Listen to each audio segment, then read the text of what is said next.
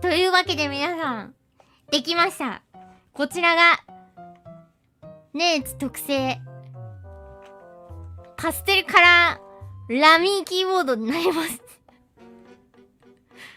いや、マジで、ちょっと当初の目的とは大きく変わって、なぜかラミーと描くことになってしまったんですが。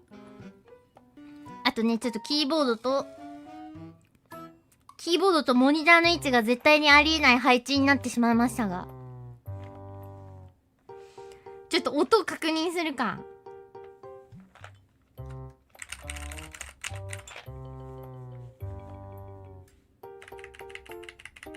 ああ。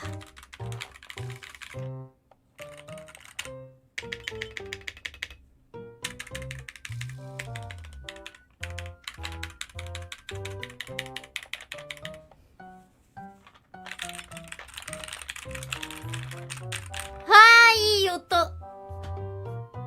最高。ラミーの触り心地は結構ね、ガチッとしてますね。なんかガシャンって、結構押し込み、ガシャンと押し込まないといけない感じ。いやー、いい。ネイチが叩けば叩くほど価値が確かに。オラオラオララミーオラオラオラオラオラオラオラオラオラオラ、いっぱい入力されて嬉しいんだろ。ほら、いっぱいお前入力されてたまんねえ気分なんだろ。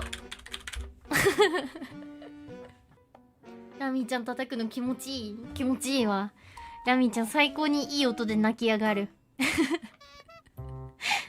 ミー喜んでるわ。ゆきみんさんが言うなら本当に喜んでるわ、確実に。